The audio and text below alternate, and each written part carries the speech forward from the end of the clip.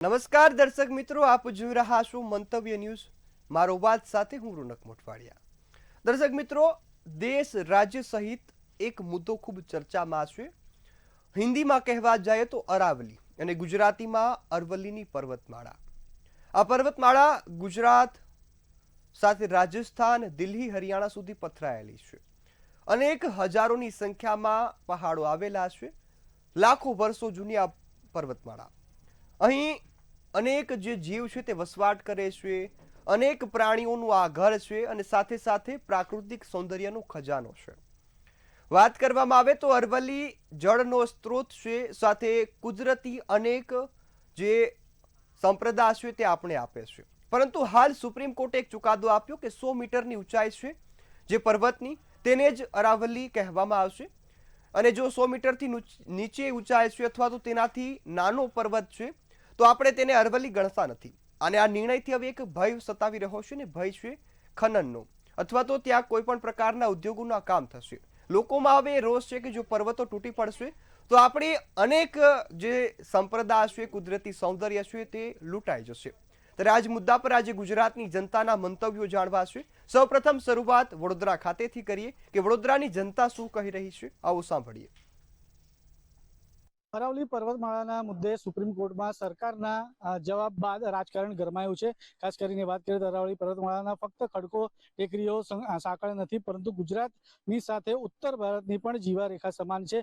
અરાવલી પર્વતમાળાના ભૂગર્ભ જળમાં રિચાર્જ કરે છે, જંગલો અને વન્યજીવનને ટેકો આપે છે અને લાખો લોકોને શ્વાસ લેવા યોગ્ય રીતે પૂરું પાડે છે. ત્યારે આ જ મુદ્દાને લઈને તમામ મહાનુભાવો વિશેષ ઉપસ્થિત છે. આપણે પોતે તેમના મંતવ્ય જાણીશું અને જે પ્રમાણે અત્યારે જે રાજકારણ ગરમાયું છે તેનું મુખ્ય કારણ શું કહેવા માંગશો આ મુદ્દે? અમારું માનવું છે કે economy and ecology should go hand in hand. પણ અત્યારે આપણે આજે ડેલિકેટ ટોપિક છે કે યસ, ઇન્ડિયાએ સુપર પાવર થવું છે, કે we want to be a develop nation. તો એની માટે તમારે થોડો તો ભોગ આપવો પડશે, પણ કેટલો અને કેનો તે એક બહુ મોટો સવાલ છે. તો અમારું માનવું છે કે આપણે પર્યાવરણને ભોગે આ પ્રગતિ ન કહી શકીએ, અને એની માટે આપણે બહુ ઇમ્પોર્ટન્ટ છે કે કોઈ પણ ડેવલપમેન્ટ થતું હોય તો એ પ્લાન્ટ રીતે થાય, પર્યાવરણનો નષ્ટ ઓછામાં ઓછું થાય એવી રીતે થાય. તો આ મુદ્દામાં અમારું માનવું છે કે આપણે સરકારે ભૂલ કરી છે કે આપણે એક ઉત્સાહમાં કે આપણે બહુ જલ્દી પ્રગતિ કરવી છે, એમાં અત્યારે આપણે પર્યાવરણને મોટું એક ડેન્જર ઊભું કર્યું છે.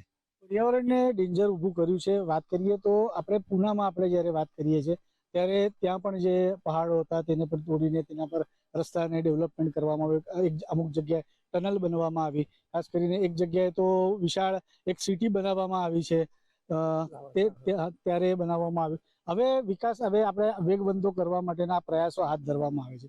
કેટલા અંશે આ યોગ્ય છે? નહીં, જરાય યોગ્ય નથી. હા, ટનલ ડુંગરમાંથી કરવી પડે, એમાં છૂટકો નથી. એટલે જ્યાં પણ પોસિબલ હોય તો મિનિમમ ડેમેજ છે. તો કોઈ પણ પ્રગતિ કરો તો રસ્તા બનાવવા હોય તો થોડા ઝાડ તો કપાવવાના, પણ જેવી રીતે ગવર્મેન્ટની પોલિસી કે તમે એક ઝાડ કાપો તો તમારે 10 ઝાડ વાવવા પડશે, એવી જ રીતે ગવર્મેન્ટે બને ત્યાં સુધી ઓછામાં ઓછા નુકસાન કર્યા વગર કામ કરવું જોઈએ.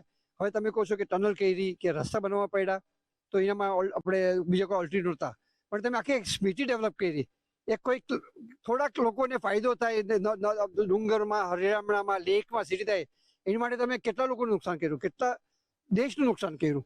એટલે આ એક બહુ મોટો મુદ્દો છે જેમાં આપણે ધ્યાન રાખવું જોઈએ કે થોડા લોકોના ફાયદા માટે વધારે લોકોને નુકસાન નહીં થવું જોઈએ. ચોક્કસ થોડા ફાયદા માટે વધારે નુકસાન ના થવું જોઈએ. શું માનો છો કે જે પ્રમાણે અત્યારે જે પ્રમાણે રાજકારણ ગરમાયું છે આ મુદ્દે, અરાવલી મુદ્દે, તમારું શું મંતવ્ય? તો જો પર્યાવરણ સાથે જે નુકસાન થઈ રહેલું છે અને જે ડિસિઝન ગવર્મેન્ટ લેવા માંગે છે એ બેઝિકલી મારા હિસાબે પ્રોપર નથી. અને આપણે જે અરાવલી પર્વતમાળા છે જે આપણને MP, UP, રાજસ્થાન અને નોર્થ બાજુથી જે આપણને અમુક જે પણ આપણે પર્યાવરણને લાગતા અને જે આપણને કાર્બન ઉત્સર્જનનું પ્રમાણ જે ઓછું છે તેના માટે એને બચાવવી બહુ સારી લાગે. એને નુકસાન ના થવું જોઈએ, મારું એવું મંતવ્ય છે. નુકસાન ના થવું જોઈએ તેવી રીતનું મંતવ્ય છે. શું માનો છો? કારણ કે આ ફક્ત જે પહાડો કાપીને કે પહાડો તોડીને રસ્તા એ વિકાસની વાત નથી. અમુક જગ્યાએ તો સાઉથની આપણે વાત કરીએ તો જંગલો કાઢીને લોકોએ આશ્રમ પણ બનાવેલા છે. કેટલા અંશે આ મુદ્દો જે અરાવલીનો હવે આવ્યો છે તો કેટલો યોગ્ય? ડેવલપ થયું હશે, આશ્રમ બન્યા હશે, પણ એનો મતલબ નથી કે તમે પહાડો જ આખા તોડી કાઢો. આશ્રમ ખાલી એક નાની જગ્યા પર બન્યું હશે, પણ આખું પહાડ તોડીને આખું એને બીજે કશે એનું જે માટી ને પથ્થર ને બધું બીજે તમે લઈ જાઓ એ ખોટું છે. અને આખું એક ઇકોલોજી એના પર ચાલે છે. જેવી રીતે રાજસ્થાનની જે ગરમી જે આવતી હતી એને બ્લોક કરે છે. જે વરસાદ જે યુપી એમપી ને બધે જે વરસાદ જે પડે છે અરાવલીના લીધે એ તમારું બંધ થઈ હશે. તો આખું એક ઇકોલોજી ડિસ્ટર્બ થઈ હશે. જ્યાં ફાર્મિંગ કરતા હશે, જેને ત્યાં વરસાદને લીધે જે આવતું હશે એ આખું ડિસ્ટ્રોય થઈ હશે. તો મારા હિસાબે તો એ ન થવું જોઈએ. ખાસ કરીને વાત કરી તો જે પ્રમાણે જાણ થઈ છે તે પ્રમાણે કે હિમાલય કરતા પણ જૂનું અરાવલીના પર્વતો છે. કેવી રીતે જોવો છો? એ સાચી વાત છે. તો હિમાલયને આપણે એટલું સારી રીતે રાખીએ છીએ તો અરાવલીને કેમ નહીં? જૂનું છે તો એને વધારે સારી રીતે રાખવું જોઈએ. પ્રધાનમંત્રી મોદીએ પણ આના પર ભારણ આપેલું છે, વિરાસતથી વિકાસ સુધીની એમને પણ ગાથાનું માટે કીધું છે. કેવી રીતે જોવો છો? કારણ કે અરાવલી પણ ખાસું જૂચીને એવું છે. હા, એકચ્યુઅલી અમારું માનવું છે કે આપણે આજની જે જવાન પેઢી છે એ લોકોને જૂની ચીજોની કિંમત જ નથી. એ લોકોને આજકાલ મોડર્નિટી એટલે નવા બિલ્ડિંગો, નવા રસ્તા, નવા સ્ટ્રક્ચર, નવી બુલેટ ટ્રેનો. લોકો ભૂલી જાય છે કે આજે જ આખો જે પાયો છે, સમાજનો પાયો, તે એન્શિયન્ટ હિસ્ટ્રી, એન્શિયન્ટ લીગસી પર છે. એટલે cultural preservation of old buildings, old knowledge is very important. So I think કે આ એક નવા મુદ્દા સાથે આપણે આ બીજી બધી ચીજો પર પણ જાગૃતિ લાવવાની જરૂર છે. એટલે આઈ થિંક આ એક ટોપિક પર ઘણી બધી વાતો થશે અને લોકોને આપણે સેન્સિટાઇઝ કરશું કે it is not just about Aravalli, it is about the whole development as a whole, holistic development આપણે જે કહીએ. ચોક્કસ હોલિસ્ટિક ડેવલપમેન્ટની વાત છે. આપણે ખાસ કરીને વાત કરીએ તો પર્વતની આપણે ઉપમા આપણે દૂરથી ડુંગર રળિયામણું લાગે એવી રીતે આપણે ફ્રેઝ કહેતા હોઈએ છીએ, એવું કહેતા હોઈએ. ડુંગર હશે તો બધાને જોવાની ઈચ્છા પણ થશે, જશે. પણ આજકાલનું નવું ડેવલપમેન્ટ જે બધું સરકાર અને બધું જે આજની યુવા પેઢી જે કરવા નીકળે છે, બધાને જે જોઈએ છે, રિસોર્ટ જોઈએ છે, આ જોઈએ છે, બધું આર્ટિફિશિયલ ઊભું કરે એમ કરતાં જે નેચરલ છે એમાં કેમ નથી જવા માંગતા? ત્યાં જઈને પર્વતારોહણ કરે, એમને ફરવામાં પણ એટલું સરસ અને કુદરતી વાતાવરણ મળે. તો કુદરતનું જ્યારે જે બનાવેલી વસ્તુ છે જ્યારે એ તોડશે, બધું કરશે, તો એનાથી જે ઇફેક્ટ બેકઅપ જે મળશે ને પાછું, એ બહુ ખરાબ હશે. તો ગ્લોબલ વોર્મિંગમાં પણ આનો ઇફેક્ટ આપણે જોવા મળશે જો આ પત્તા જે પ્રમાણે વસ્તુ થઈ રહી છે તેને લીધે. નોટ જસ્ટ ગ્લોબલ વોર્મિંગ, પણ ધ ચેલેન્જીસ ક્લાઇમેટ ચેન્જ, એમાં વોર્મિંગ થશે, અનસિઝનલ રેઇન થશે, ફ્લડ થશે, ક્રોપ ફેલિયર થશે, લોકોનું માઇગ્રેટ થશે. એટલે આની સાથે ઘણા બધા મુદ્દા સંકળાયા છે. એટલે આપણે એને કોઈ ચીજમાં આઇસોલેશનમાં જોવાની બદલીમાં we have to try to understand કે we have created a cascading effect. ચોક્કસથી એટલે જોઈ શકાય જે પ્રમાણે અરાવલી પર્વતમાળાને લઈને જે રાજકારણ ગરમાયું છે તેને લઈને પણ જે તમામ મહાનુભાવો છે તેમનું માનવું છે સરકારે એના ઉપર બે વાર વિચાર કરવો જોઈએ અને જે જૂની ને પ્રાચીન આપણી ઇમારતો હોય કે પછી આવી પ્રાકૃતિક વસ્તુ હોય તેને જતન કરવાનું કામ પણ આપણું છે ને સરકારનું છે. કેમેરામેન કેતન શિંદે સાથે સત્યમ નેવાસકર, મંતવ્ય ન્યૂઝ વડોદરા. તો હવે આ જ મુદ્દા પર રાજકોટની જનતાના શું મંતવ્યો છે, આવો સાંભળીએ. અરવલ્લી પર્વતમાલાના કેટલાક ભાગોને તોડી પાડીને ત્યાં માઇનિંગ થશે તે પ્રકારની જાહેરાત છે તે કરવામાં આવી છે અને આ જાહેરાતને લઈને પર્યાવરણ પ્રેમીઓમાં હાલ રોષ ભરાણો છે. ચોક્કસથી આ જે નિર્ણય છે સરકાર દ્વારા જે લેવામાં આવ્યો છે તે ખૂબ જ ગંભીર પ્રકારનો છે અને આ નિર્ણય સરકારે પાછો ખેંચી લેવો જોઈએ આ પ્રકારની માંગ છે તે સમગ્ર ભારતમાંથી ઉઠી રહી છે. પર્યાવરણ પ્રેમીઓ પણ હાલ અત્યારે સમગ્ર મામલે ધરણા દઈ રહ્યા છે. આપણી સાથે રાજકોટથી જે પર્યાવરણ પ્રેમીઓ જોડાણા છે એમ સાથે વાત કરીશું. તેઓ શું કહી રહ્યા છે આ મામલે, શું કહેશો? અરવલ્લીને લઈને સરકારનો નિર્ણય કઈ રીતે ગણો છો?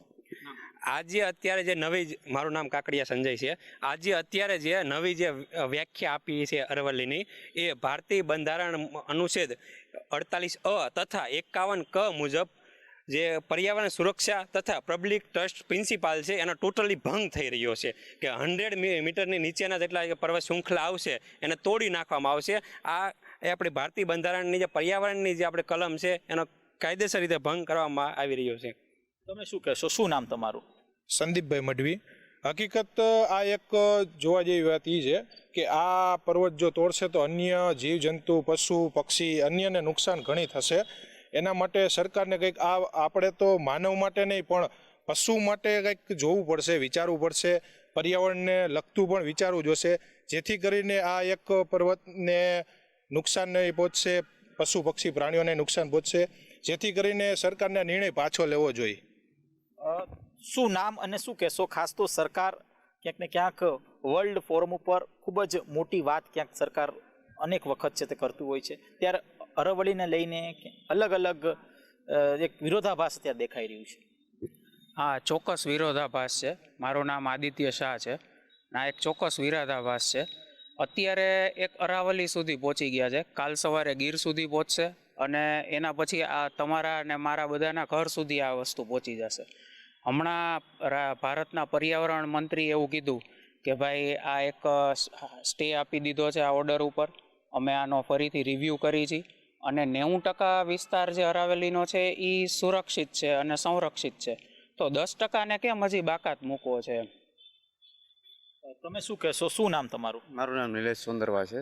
નિલેશભાઈ, ખાસ તો સરકાર જે કહી શકાય કે એક્યુઆઈને લઈને ખૂબ જ સંવેદનશીલ છે, આવી પણ વાતો ક્યાંક સામે આવી રહી છે, પણ તમને લાગે છે ક્યાંક ને ક્યાંક અરવલ્લીનું આજે ખોદકામ ચાલુ થવાથી તેની જે સીધી અસર છે તે માનવ જીવન ઉપર પડશે અને જે એર ક્વોલિટી ઇન્ડેક્સ છે તે ઘટશે? અરવલ્લી પર્વત એક એવી પર્વતમાળા છે જે હિમાલય કરતાં બી જૂની છે અને ત્યાં આપણે જે ગુજરાતમાં બી ઘણી ખરી નદીઓ ત્યાંથી પસાર થયેલી છે. કહેવાય તો ગુજરાતનો ફેફસો કે આપણે ઇન્ડિયાનો ફેફસો કહીએ કે આપણે એને.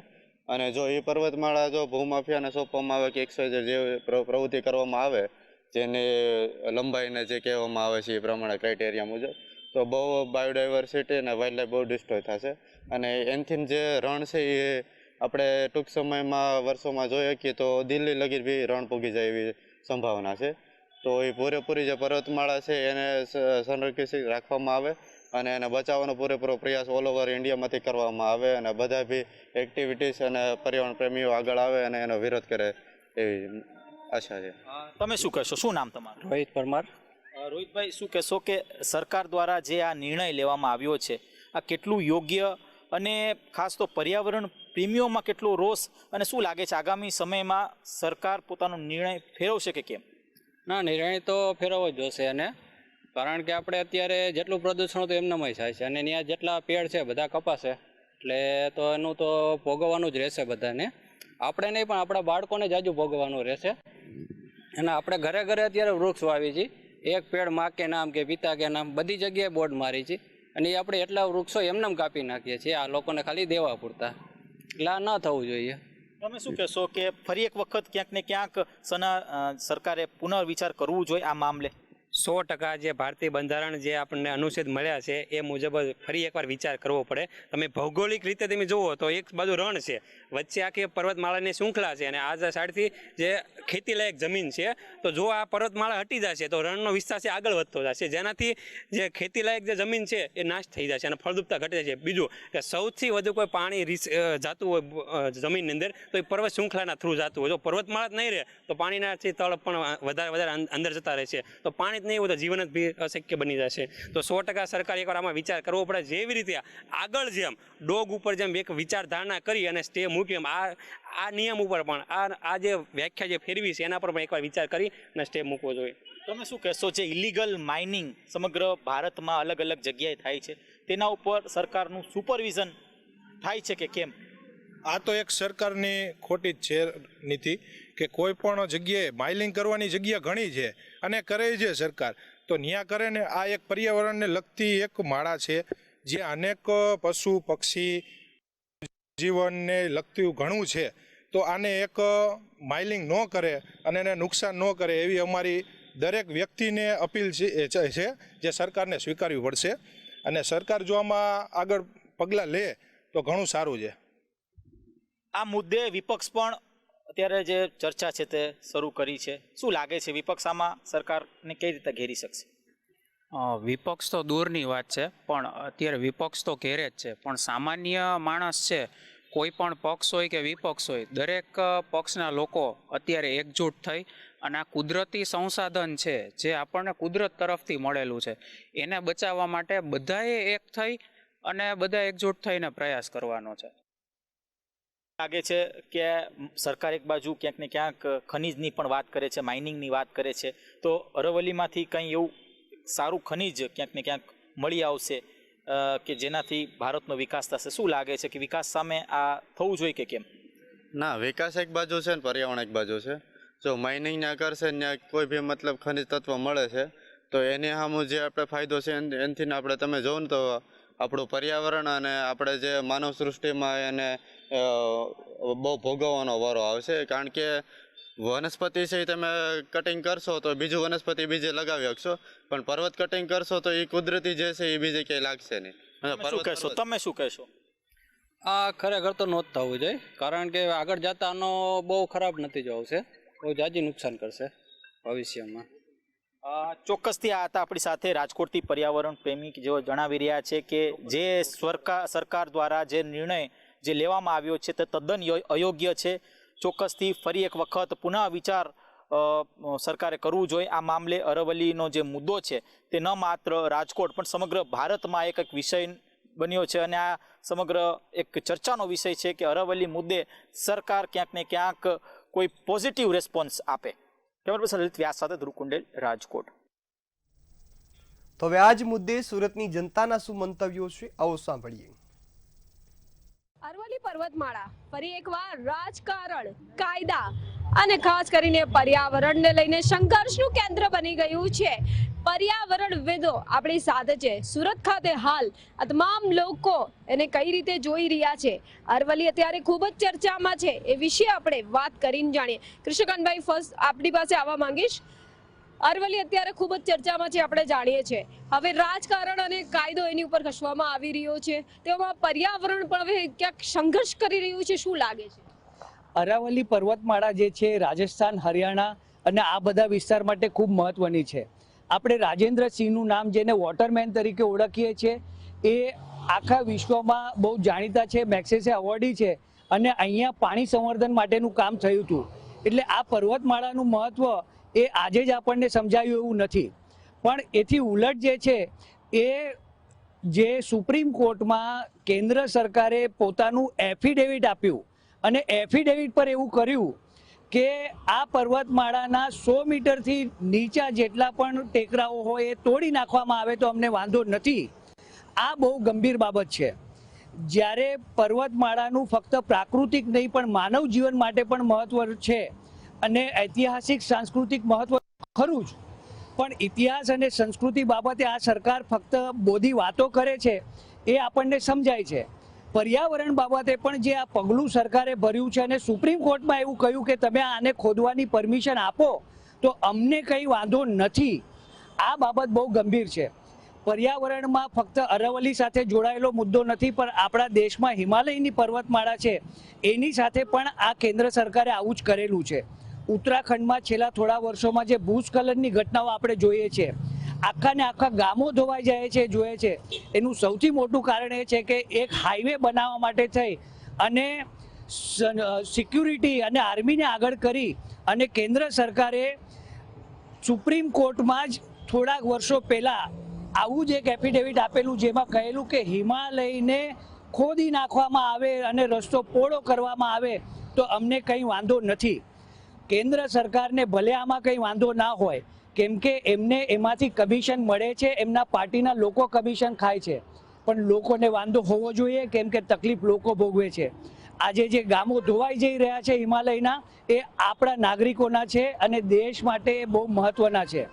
એવી જ રીતે અરવલ્લીની પણ પરિસ્થિતિ છે કે આ વિસ્તારમાં જ્યારે પાણી બહુ ઓછી માત્રામાં છે ત્યારે અરવલ્લી જે છે એ પાણી માટેનો એક મહત્વનો સ્ત્રોત છે, ચોખ્ખી હવા માટેનો મહત્વનો સ્ત્રોત છે. અહીંયા પર જે પશુ પક્ષી અને અનેક પ્રકારના જાનવરો જે રહે છે એ આજના સમયે જ્યારે પર્યાવરણીય ક્રાઇસિસ છે ત્યારે આપણા માટે એ બહુ મોટી ધરોહર સમાન છે. આ ધરોહરને ખતમ કરવાનું કામ જે છે એ અત્યંત અને અત્યંત અવૈજ્ઞાનિક છે. આમાં વિજ્ઞાન સાથે કંઈ લેવા દેવા નથી અને ફક્ત આમાંથી માઇનિંગ દ્વારા ભ્રષ્ટાચાર થાય, અધિકારીઓના ખિસ્સા ભરાય, જે સરકારો અહીંયા સત્તામાં છે એમના ખિસ્સા ભરાય. આ જ હેતુ દેખાય છે, જેમાં સુપ્રીમ કોર્ટ તો ફક્ત ચુકાદો આપ્યો એટલે એનું નામ આવી ગયું, પણ આ ચુકાદો આપવા માટે થઈનું જે મહત્વનું એફિડેવિટ છે એ કેન્દ્ર સરકારનું છે, એ આપણે ભૂલવું નહીં જોઈએ. ચોક્કસથી, એટલે કેટલીક વસ્તુઓ યાદ રાખવા જેવી છે. શેખભાઈ, આપથી જાણવા માંગીશ, જે રીતના ત્યાંની હવાની વાતો ચાલી રહી છે, પ્રદૂષણની વાતો ચાલી રહી છે, અને ત્યારબાદ કાયદો અને રાજકારણ વચ્ચે આવી હોય, તો આ તમામને આપણે શું સમજવું? કાયદો અને રાજકારણીઓ જ કાયદો ઘડે છે, સંસદ કાયદો ઘડે છે અને સરકાર જ વહીવટ કરે છે. સરકારની એક કમિટી હતી જેમાં સરકારી બાબુઓએ જ સુપ્રીમ કોર્ટને કીધું કે 100 મીટરનું એક ધારણ હોવું જોઈએ, પણ એના પાછળનું કોઈક ઇકોલોજીકલ, કોઈક એન્વાયરમેન્ટલ, કોઈક વાઇલ્ડ લાઈફની દ્રષ્ટિથી કોઈ એવું પરિબળ દેખાતું નથી કે 100 મીટર જ કેમ. અને સેકન્ડ થિંગ, અરવલ્લીનું એટલું બધું મહત્વ છે કે જો અરવલ્લીમાંથી આ પહાડો આપણે દૂર કરીશું કે ટેકરીઓ દૂર કરીશું તો પછી રણ વધીને દિલ્હી રણમાં ફેરવાઈ જશે. હવા જ્યારે ચાલે છે રણને રોકવા માટે અરવલ્લીની પર્વતમાળા કે ટેકરીઓની હારમાળા જ બહુ અગત્યની છે. સમગ્ર ગુજરાતથી લઈને હરિયાણા સુધીના અંદર અરવલ્લીનું જે માળા છે તેનું એટલા માટે ઇકોલોજીકલ મહત્વ છે કે એક તો વરસાદને માટે એ વાદળો રોકી અને વરસાદ કરાવે છે, રાજસ્થાનના રણને વધતું અટકાવે છે, અને ત્રીજું, એમાં જે કોઈ પણ કુદરતી સંપદા છે જે આજે ને આજે ખોદી કાઢવીને આજે ને આજે જ વિકાસ કરી લેવો એ યોગ્ય નથી. સરકારનો દાવો છે કે ફક્ત 0.19% અંદર માઇનિંગ કરી છે. આજે તમે જો મુક્ત કરશો તો આવનાર 10 વર્ષમાં એ 30% થઈ જશે કે 50% થઈ જશે, ટેકરીઓ નાશ પામશે. એટલે ફક્ત માઇનિંગ માટે ખોદવું અને એક વસ્તુને ઓપન કરી દેવી તો પછી એમાં લૂંટ મચી જાય છે અને એ પછી કોઈના નિયંત્રણમાં રહેતું નથી. એટલે રાજસ્થાન, હરિયાણા, ગુજરાત અને આ બધા જે કોઈ પણ રાજ્યો છે તે અત્યારે એની પ્રજા, એની વાઇલ્ડ લાઈફ, એના ઇકોલોજીકલ કન્સર્ન, એના વૈજ્ઞાનિકો, જે બાબતના તટસ્થ વૈજ્ઞાનિકો છે એ બધા આ બાબતે વિરોધ કરી રહ્યા છે કે વિકાસ કરવો જોઈએ, પરંતુ આ રીતે નહીં કે તમે ટેકરીને 100 મીટરની કરી નાખો અને પછી બાકીનું બધું ટેકરીઓ નહીં ગણવામાં આવે. એટલે ટેકરીઓ નક્કી કરવાનું કોઈ વૈજ્ઞાનિક નક્કી ન કરી શકે. એના જૈવિક, એના વન્ય, એના બાયોલોજીકલ, પછી એના બધા હાઇડ્રોલોજીકલ બધા જ ડેટાઓનું સમગ્ર મૂલ્યાંકન કરીને એ વિસ્તાર સંરક્ષિત છે, સંરક્ષિત રાખવો જોઈએ અને રાખવામાં આવે. ચોક્કસથી. આપ શું વિચારો છો આને લઈ?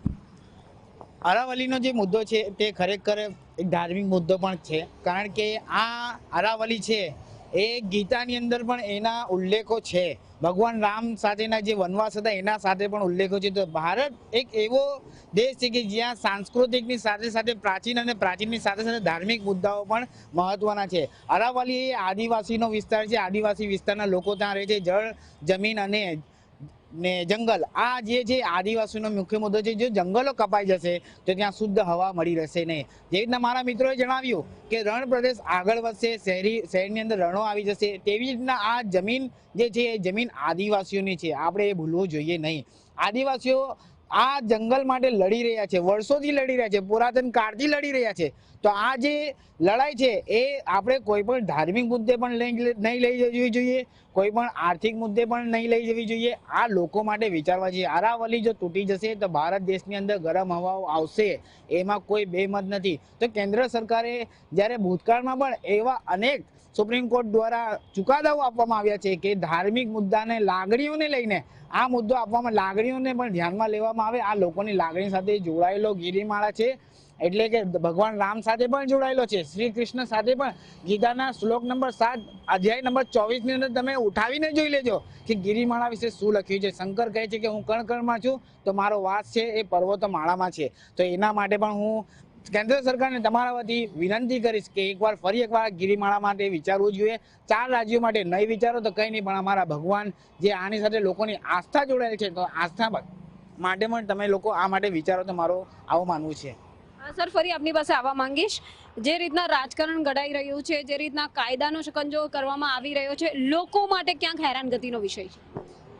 આ લોકો માટે ખરેખર હેરાનગતિ ઉત્પન્ન કરશે. કેન્દ્ર સરકારના પોતાના રિપોર્ટ છે, આંતરરાષ્ટ્રીય સ્તરે જે પર્યાવરણના અભ્યાસો થાય છે કહે છે કે ભારતનો આ જે પટ્ટો છે, જેમાં છેક પંજાબથી લઈને હરિયાણા, રાજસ્થાન, ગુજરાત, ઉત્તર પ્રદેશના ભાગો, મધ્યપ્રદેશના ભાગો, આ બધા ભાગો જે છે આવતા સમયમાં અતિશય ગરમીનો સામનો કરશે. છેલ્લા થોડાક વર્ષમાં આપણે આ જોયું પણ છે. ત્યારે આ વિસ્તારમાં જે છે એ ગરમી અને પાણીની કમી એનાથી બચવું હોય તો પર્યાવરણની જાળવણી બહુ મહત્વની છે. એથી ઉલટ કેન્દ્ર સરકાર જે પર્યાવરણને જાળવવાની વાતો કરે છે એણે આ પગલું ભર્યું છે, ખરેખર દુઃખદ છે અને આઘાતજનક છે. આઘાતજનક હું એટલા માટે કહું છું કે એક પેડ માં કે નામ આવું જ્યારે આપણે કહેતા હોય ત્યારે આ વાલી વસુંધરા જે આપણી માં છે, પૃથ્વીને જે આપણે માં કહીએ છીએ, એને ખોદી નાખવી, ખેદાન મેદાન કરી નાખવું, એક રીતે એની સાથે બળાત્કાર જેવું વર્તન કરવું, એના માટે થઈ અને એક એફિડેવિટ પર કેન્દ્ર સરકાર જો આવું કહેતી હોય તો એ જાણે એણે લખી આપ્યું હોય કે તમે આ માનો બળાત્કાર કરશો તો અમને એમાં વાંધો નથી. આ એક સ્ત્રીની દ્રષ્ટિએ અપમાન નથી, પણ આ પ્રકૃતિ અને ભારત દેશના નાગરિકો માટે જે એમનું જીવવા માટે મહત્વનું પરિબળ થવાનું છે કે ગરમીથી બચવા માટે, પાણીની કમીથી બચવા માટે થઈને અરાવલી જે એમને ભવિષ્યમાં ટેકો આપવાનું છે, એમની સાથે ઊભા રહેવાનું છે, આજે આપણે એની સાથે નથી ઊભા અને એને ધીરે ધીરે કોતરીને ખાવા માટે થઈને ભ્રષ્ટાચારી ઉંદરોને છૂટ આપી છે. ચોક્કસથી ભ્રષ્ટાચારી ઉંદરોને છૂટ આપી છે. ભ્રષ્ટાચારની ગંધ તો આવી જ રહી છે શેખભાઈ, પરંતુ અવાજ ઉઠાવવાનું કોઈ નથી, કારણ કે લોકો પોતે આ જે ચર્ચાઓ ચાલી રહી છે, જે રાજકારણ ગરમાઈ રહ્યું છે, જે સંઘર્ષ ચાલી રહ્યો છે પર્યાવરણને લઈને, એમાં અટવાયા છે. ના, લોકોમાં જાગૃતિ છે, લોકો સોશિયલ મીડિયાનો ભરપૂર ઉપયોગ કરી રહ્યા છે, લોકો પોતાની વાત મૂકી રહ્યા છે અને આપણે જોઈએ છીએ કે જે રીતે અત્યારે સોશિયલ મીડિયા પર વંટોળ ઊભું થયું છે, સરકારને પણ જવાબ આપવો, હવે કેમ આપવો એના ખુલાસાઓ કરવા પડી રહ્યા છે. તો આ દ્રષ્ટિથી લોકો જાગૃત છે, એમાં કોઈ બેમત નથી, પરંતુ એ જાગૃતિને રાજકીય દ્રષ્ટિથી મૂલવીને એના સંરક્ષણના ઉપાયો કરવામાં આવે, એને 100 વર્ષ સુધી ઇન્ટેક્ટ રાખવામાં આવે અરવલ્લીને, એ ખૂબ અગત્યનું છે. ચોક્કસથી. એટલે લોકોના હિતનું વિચારવું જોઈએ, નહીં કે રાજકારણ કે કાયદાનો શકંજો એની ઉપર ઘડવો જોઈએ. ક્યાંક ને ક્યાંક લોકોમાં નારાજગી જોવા મળી રહી છે સુરત ખાતે. તો આ હતા પર્યાવરણવિદો જેણે પોતાના મંતવ્ય ન્યૂઝ સમક્ષ વ્યક્ત કર્યા છે. કેમેરામેન શોએબ શેખની સાથે રાબિયા સાલેહ, મંતવ્ય ન્યૂઝ, સુરત.